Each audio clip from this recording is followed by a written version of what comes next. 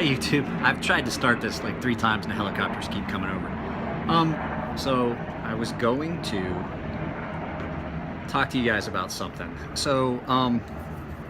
I've had a couple of customers email me and say, hey, I tried to touch up the edge that you put on my knife. What angle was it? You know, so that I could try and... Here's the problem you're gonna run into.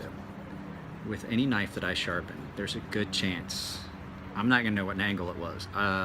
Most of the time, just like with this on, I'm gonna follow pretty much the manufacturer's edge.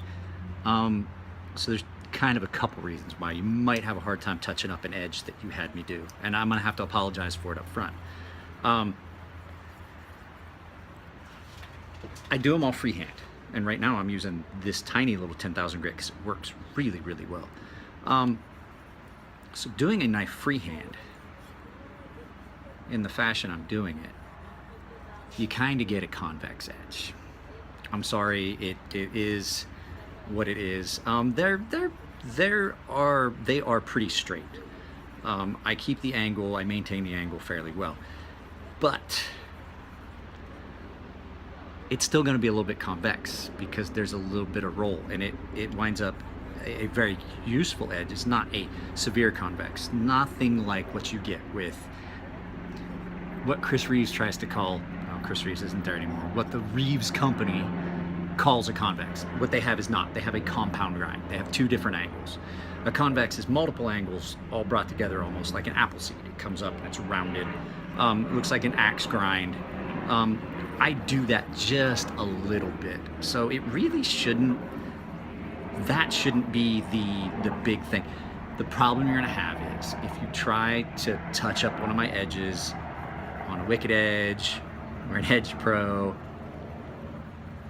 I don't know what angle I ground it at. I don't know what angle I cut it at. I'm sorry. It's just, that's not how I do it. I do it by feel. There's a little spot there that I can feel and hear. I don't even watch. I can tell when it sounds different. I can tell by the sound whether I've apexed the edge or not. And on a super fine stone like this, you're definitely gonna know if you get that angle off a little bit, you're gonna hear a change. So a lot of times I'm not even watching the edge. So to ask me what angle it is, I don't know. People ask me, what angle did you sharpen it at? I don't know. That angle, that one right there. So it's just, it's hard for me. I don't want to use the Edge Pro. I use these Edge Pro stones because the Chaucera stones for the Edge Pro are extremely nice. I think they're nicer than my Chaucera stones that I have in the drawer. So on a smaller knife, I can get this supported every bit as good as I can get a big stone, and I can get the same end result, and you guys have seen it. You guys that have had my edges know what it feels like. This is how I'm doing it. And it's this one, sticky, stupid sharp. So yeah, I apologize if my edges are a bear to maintain, but here's the thing. Unless you're doing a lot of heavy cutting, a super polished edge like this, resist wear. It's a lot like the difference between a satin edge, or I'm sorry, a satin finish and a polished finish. A polished finish resists scratches. There's less for it to bite onto. So if you've got yourself a good strop, nice little loaded strop, it doesn't have to be anything extravagant. You can, one of the strops I use is an old belt that I didn't wear and a piece of, let me show you. Let me show you the technology that we're dealing with. I screwed the belt down and then took the 2 pieces of belt that were left to cover up the screws, and I loaded it with chromium dioxide, and I put it on a piece of 2x6 that I split in half and made into a T. I'm into it, nothing. It was an old belt. It was a piece of 2x6 I found laying around. I screwed them together with some hex bolts, some hex screws, some big lag bolts, and that's what you got. And it needs wiped down, and it probably needs reloaded, but that's it. I got some pieces of pine with balsa glued to it, with some diamond matrix in it. Doesn't have to be, you guys. Some of these guys go out and they spend like so much money on strops for their knives. Not even gonna lie, strop I use for my straight razor is very expensive because I want a nice strop, nice and wide, that I can use, you know, for my straight razors, which my straight razors that I have, obviously I don't use them all that often, but the straight razors I have, extremely expensive and extremely nice. So yeah, it's just, you know, I can't, I wish I could just tell you, oh yeah, it's 32-degree angle. It's 32. You know, 16 degrees on each side. There you go. But I can't do that. Because sometimes there'll be a little variance between one side and the other, and a lot of times that has to do with the initial grind that was put on the knife. If you were to go back and look at all of the Master Blasters that I did for Elliott Williamson, no two of those edges are the same.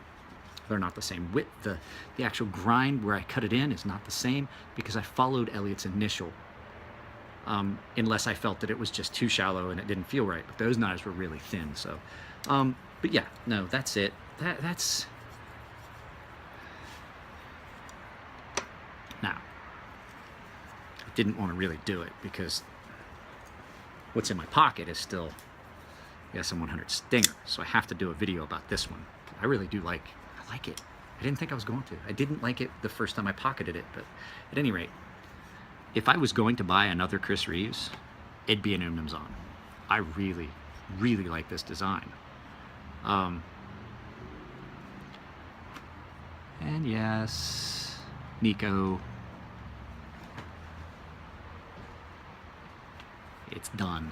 So yeah, no, it's just a little wary of the Chris Reeves after I got that Sebenza that was misground, but you know, I can fix it. But I'm noticing some quality issues. But this is an older Umnumzon. This one is 2014. So whatever month E, A, B, C, D, E, May 2014. So this was when Chris Reeves was still there, and he put one of those Millet aftermarket clips on it. Not a fan of it, but hey, it's his knife. He likes lanyards. I don't know. I can't say anything. My Chris Reeves has a lanyard on it just because I think it looks cool. There is another video coming here probably after dinner. Please, if you don't want to participate in my Patreon, just kind of ignore it. But here's the fact. I need to do, as Patreon says, I have to do an introduction video. To explain what a Patreon is, what I'm trying to do, and things like that. So, if you don't want to participate, I'm not trying to charge you, my subscribers. It just would be nice to get a little bit of financial support to do some of the things. But at any rate, no. So there's going to be that video. I have to carry this Umnumzon for a couple days at least and do a video for Nico and get these knives back to him. I have to do his straight razor. I have to flatten these stones, do a couple more straight razors. Been a busy night. And I worked until almost 5. Here just about an hour ago. I walked back in the door because I was out trying to get business for insurance. It's difficult, but I made an appointment, so hopefully things work out the way they're supposed to. In the big scope of things, everything works out as he got it planned. So if his plan is for me to live under an overpass, I guess that's what I'm gonna have to do. So, all right, you guys. Yeah, let's take a quick trip on the strop with this, and we'll see.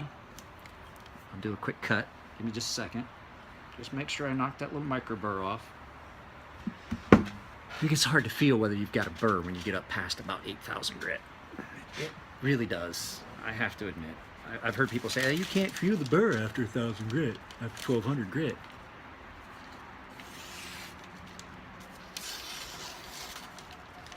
You can feel the burr after 10,000. I can feel the burr up to about 8,000. After about 8,000.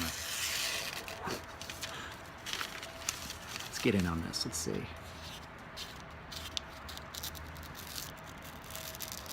I was trying to shave off a little piece.